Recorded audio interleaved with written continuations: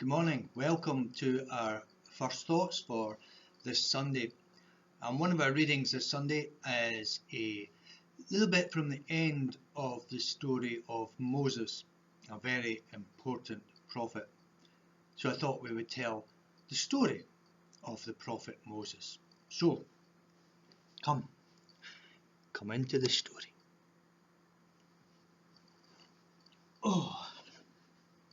This story takes place, a lot of it takes place, in the desert.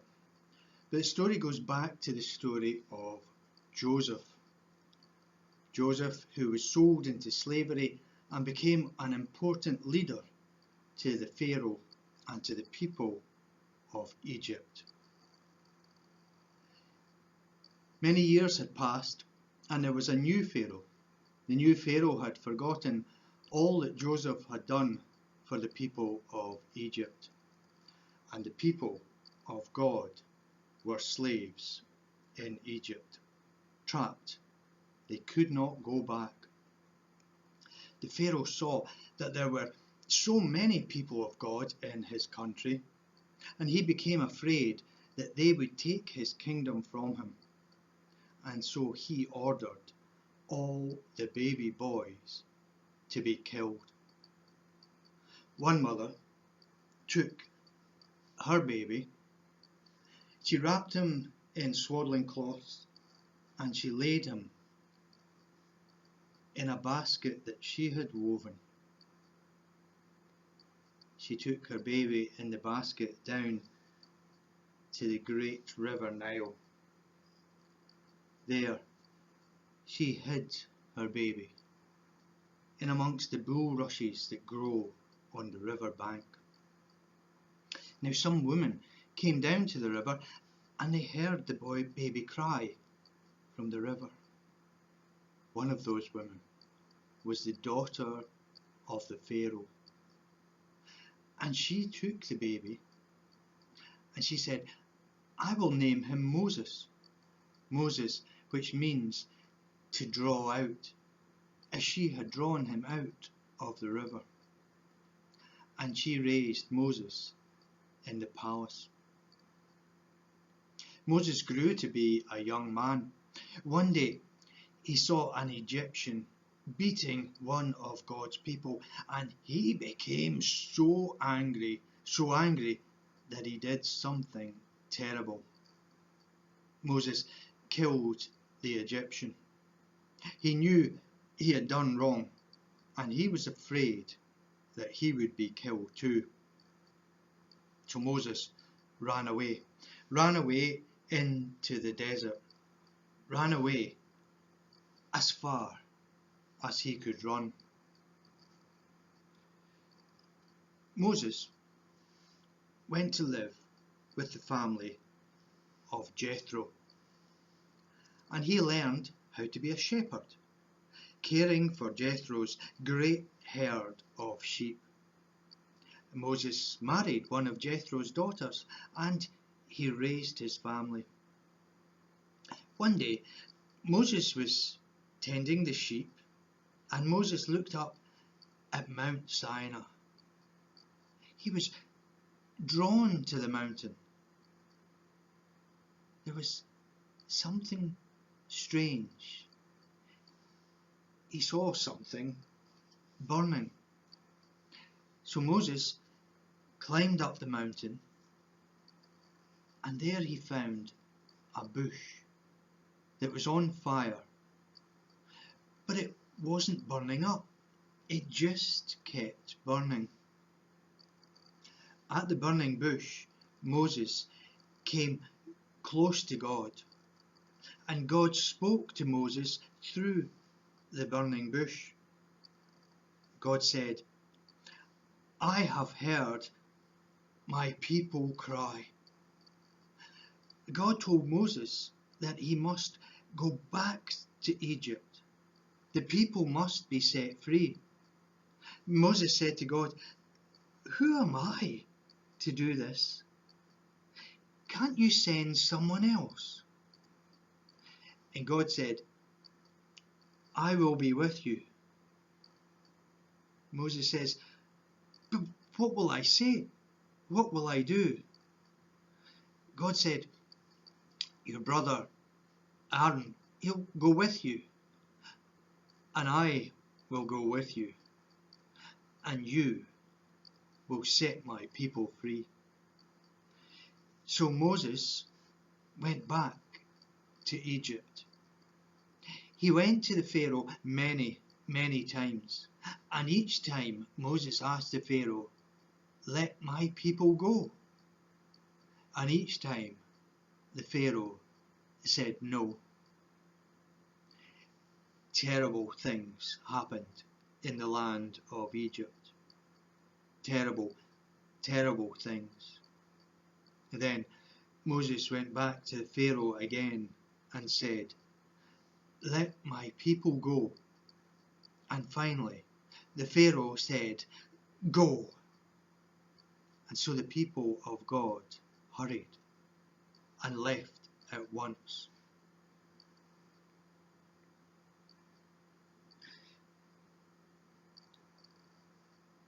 The people of God came to the great water, away from Egypt, and there they heard the army of Pharaoh behind them. Pharaoh had changed his mind and set the army out to bring them back. But God was with Moses, and God parted the great waters.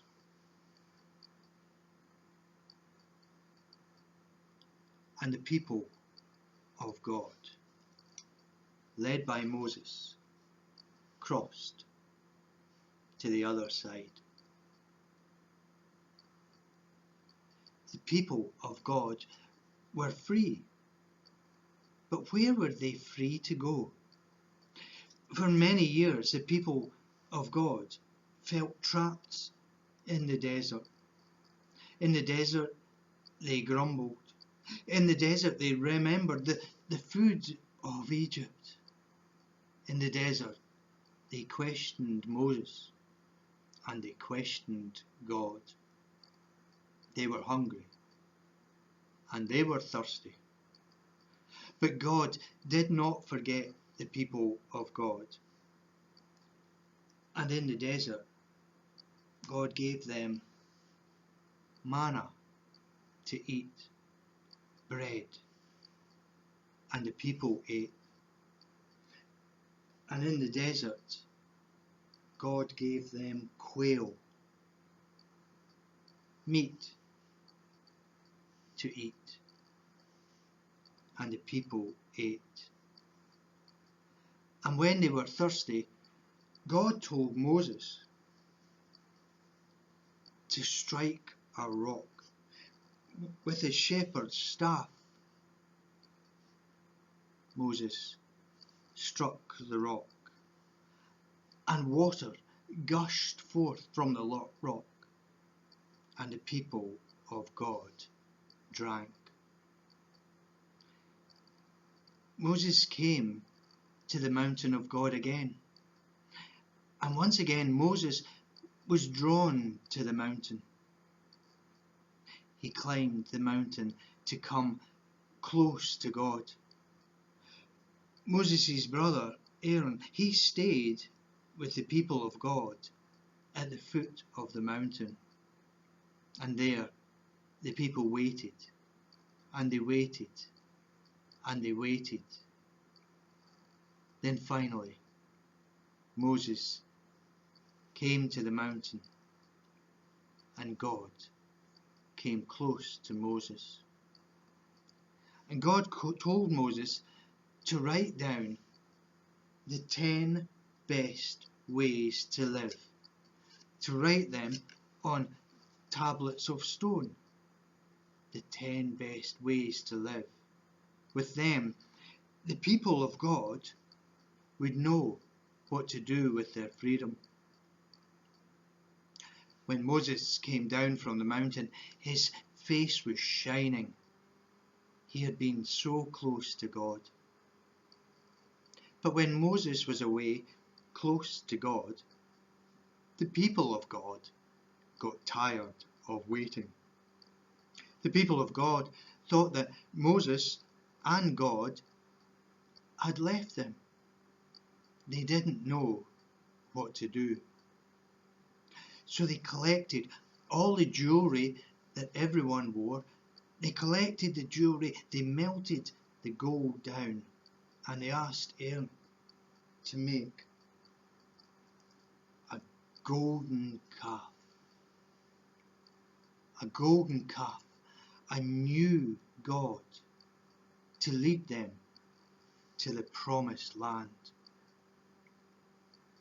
Moses came down from the mountain, his face was shining, and he found the people of God dancing and worshipping their shiny new God, their golden calf. And Moses was furious. He threw down the tablets of stone, and they broke, and he broke. The people of God didn't deserve the 10 best ways.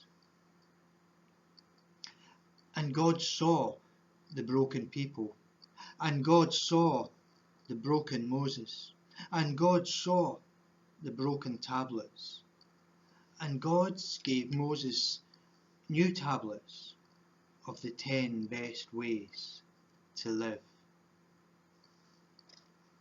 And they took some of the gold that they had melted down for the golden calf, and they used it to make an ark, a special box with angels on top and poles on each side, so that the people of God could carry it through the desert. And the tablets of stone of the 10 best ways to live went inside the box. And Moses showed them how to make a special tent for the special box, for the 10 best ways to live. And wherever the people of God stopped, the special tent, the Holy of Holies, kept a special box with the tablets of stone with the 10 best ways to live, kept it safe, and the people of God stayed close to God. The people of God kept walking through the desert, carrying the ark and pitching the tent and staying close to God. Then they came to another mountain, Mount Nebo. It was close to the promised land. Moses was an old man by this time. They had wandered in the wilderness for 40 years.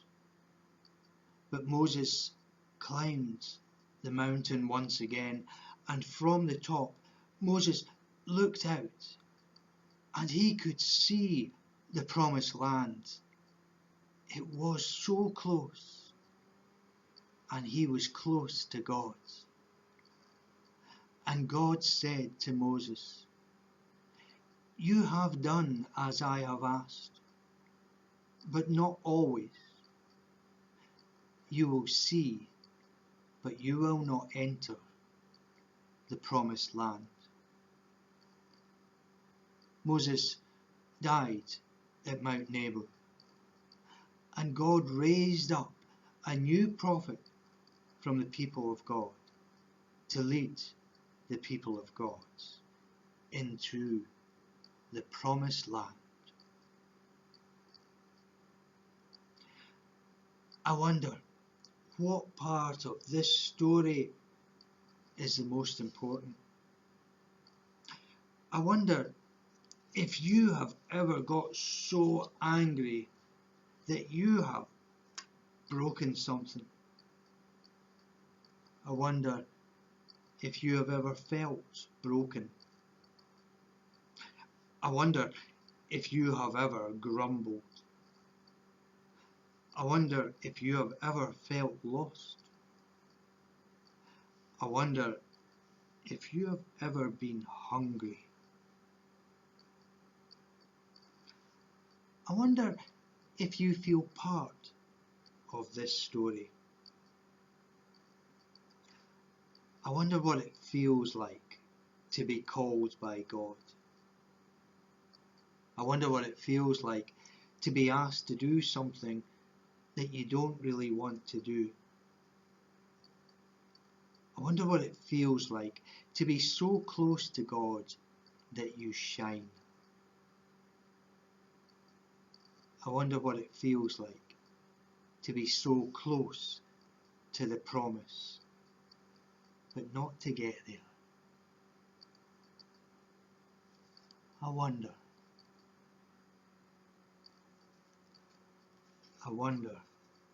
what we might wonder about today. The story of the prophet Moses from Egypt across the water into the desert and in touching distance of the promised land. Thank you for joining us this morning. Take care and God bless.